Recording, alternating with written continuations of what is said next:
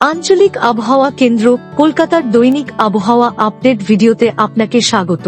গতকাল সর্বোচ্চ তাপমাত্রা ছিল দক্ষিণবঙ্গের পুরুলিয়াতে 35.3 ডিগ্রি সেলসিয়াস, উত্তরবঙ্গের বাগডোগরা ও কোচবিহারে 32.1 ডিগ্রি। আজ সর্বনিম্ন তাপমাত্রা ছিল দক্ষিণবঙ্গে বহরমপুর ও পুরুলিয়াতে 20 ডিগ্রি সেলসিয়াস, উত্তরবঙ্গের সমতলে আলিপুরদুয়ারে 16 ডিগ্রি, পাহাড়ে দার্জিলিং এ 9.5 ডিগ্রি সেলসিয়াস।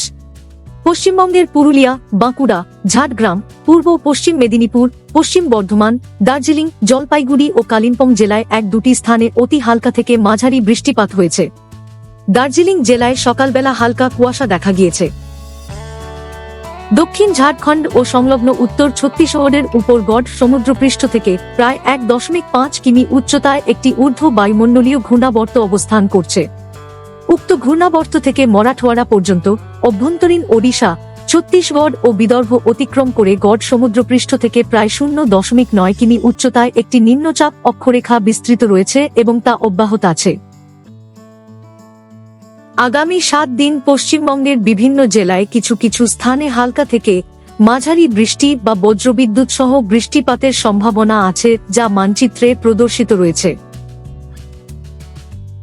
প্রথম ও দ্বিতীয় দিনে উত্তর ও দক্ষিণবঙ্গের কিছু জেলার এক দুটি স্থানে এবং তৃতীয় থেকে পঞ্চম দিনে উত্তরবঙ্গের কিছু জেলার এক দুটি স্থানে বজ্রবিদ্যুৎ সহ বৃষ্টি ও দমকা হওয়ার সতর্কতা আছে। ষষ্ঠ ও সপ্তম দিনে কোনো আবহাওয়ার সতর্কতা নেই। পরিপক্ক আলু তুলে নিরাপদ স্থানে সংরক্ষণ করার পরামর্শ দেওয়া হচ্ছে। বজ্রবিদ্যুৎ সহ বৃষ্টির সময় নিরাপদ স্থানে আশ্রয় গ্রহণ করুন। আগামী 7 দিন উত্তরবঙ্গের জেলাগুলিতে সর্বোচ্চ তাপমাত্রার তেমন কোনো উল্লেখযোগ্য পরিবর্তনের সম্ভাবনা নেই। দক্ষিণবঙ্গের জেলাগুলিতে আগামী 2 দিন সর্বোচ্চ তাপমাত্রার বড় পরিবর্তনের সম্ভাবনা নেই, তবে পরবর্তী 3 দিনে তা ধীরে ধীরে প্রায় 2 থেকে 3 ডিগ্রি সেলসিয়াস বৃদ্ধি পেতে পারে।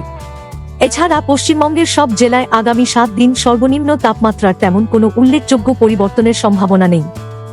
আবহাওয়া সম্পর্কিত আরও আপডেটের জন্য আমাদের অফিসিয়াল ওয়েবসাইটটি অনুসরণ করুন।